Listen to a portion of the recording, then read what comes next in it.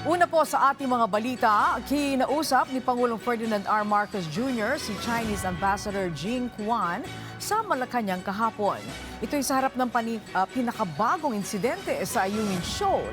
Una dyan, nagbigay ng marching order ang Pangulo sa bagong liderato ng AFP na protektahan ang bawat sulok ng teritoryo ng Pilipinas para sa kinabukasan ng bansa. Si Kenneth Pasyente sa sentro ng balita.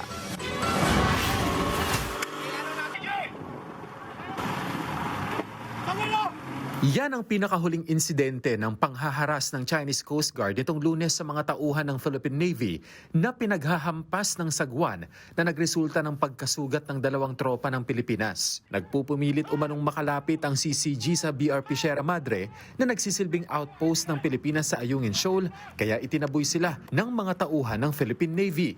Kasunod ng insidente, agad na ipinatawag ni Pangulong Ferdinand R. Marcos Jr. si Chinese Ambassador Jing Quan sa Malacanang kahapon ng hapon.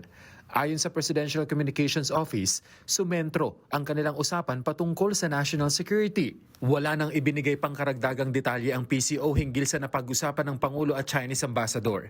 Pero sa kanyang pagdalo sa pagpapalit ng liderato ng Armed Forces of the Philippines kahapon, isang araw matapos ang insidente sa Ayungin Shoal, malaman ang naging direktiba ng Pangulo sa bagong Chief of Staff ng AFP na si Lieutenant General Antonio Navarrete. Yan ay protektahan ang soberanya ng Pilipinas. The command entrusted to you is great, but the purpose is even greater. To safeguard our people, defend every inch of our land and waters, and secure the future of our republic.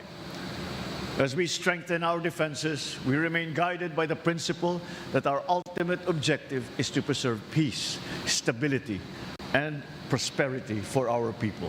Tila may pahaging pa ang presidente sa kanyang pagbibigay diin na patuloy na susunod ang Pilipinas sa international law at isusulong ang kapayapaan.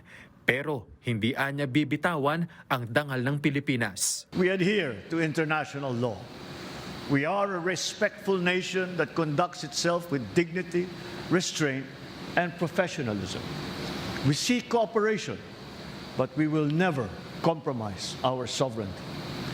We extend friendship to all, but we will never abandon our national dignity. Nitong buwan lamang ginunita ang ikasampung taong anibersaryo ng paggawat ng Arbitral Award sa Pilipinas ng Permanent Court of Arbitration kaugnay ng sigalot sa South China Sea. Sa desisyon, sinabi ng Arbitral Tribunal na walang legal na batayan ang 9-dash line claim ng China sa South China Sea.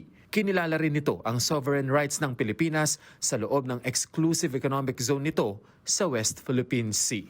Kenneth Pasyente para sa Bayan.